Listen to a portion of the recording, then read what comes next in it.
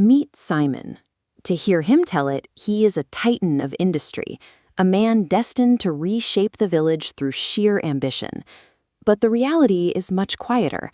Simon has never finished a single project he has started. Every Monday, he formulates a massive new plan, like opening the largest shop in town, and gathers the entire village to announce his intentions. The crowd claps and smiles. Simon absorbs the praise, standing tall as if he has already achieved the goal he hasn't even begun. But on Tuesday morning, the drive is gone. He wakes up exhausted, his energy evaporated. He quietly abandons the plan before he lays a single brick. This is his cycle. The louder his announcement, the more certain his immediate surrender becomes. By Wednesday, the cycle resets. Simon pivots to a different persona, a master potter, and once again demands an audience for his next grand reveal. The crowd offers him validation for pottery that does not exist, and Simon feels the rush of being a success. The week ends, and his hands stay clean. He never touches a single piece of clay. Simon is following the standard advice for success. He sets goals, visualizes the future, and builds a supportive community to cheer him on. Yet this social support is exactly what stops him from doing the work. The village elder found Simon sitting by the old well, struggling with his own track record. The elder didn't offer a pep talk, he offered an experiment. He handed Simon a single seed and instructed him to bury it deep in the dark, silent soil of a garden. Then the elder took a second seed.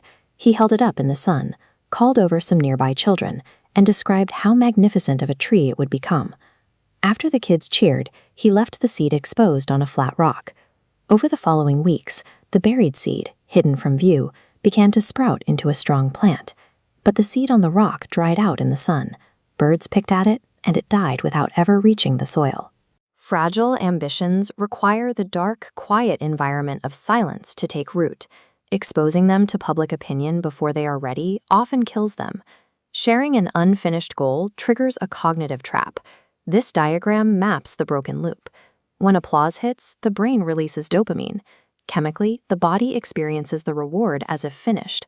Because of this, the subconscious acts as if the finish line is crossed. The motivation fuel gauge drops to zero. You are left in a state where the brain feels the satisfaction of victory, while the hands have done nothing.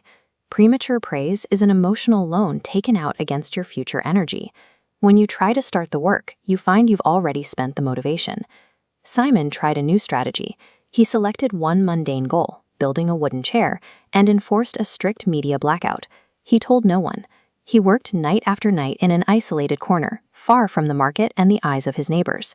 Without an audience expecting an update, the pressure changed. He had no cheap applause to lean on, only the wood and his own hands.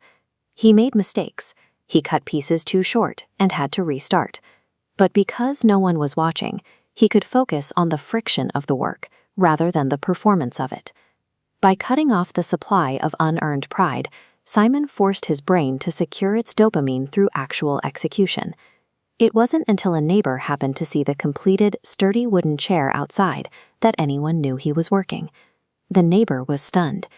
In that moment, Simon felt a different sensation, the heavy weight of authentic pride, derived from doing rather than talking. That chair led to tables, then shelves. Over the years, Simon became a master craftsman, building a new life in silence. Keep your own ambitions guarded in the dark. Let them grow in the soil of effort, away from the drying heat of public attention. The world does not care what you are planning to build. It only respects what you have built. So stay quiet and get to work.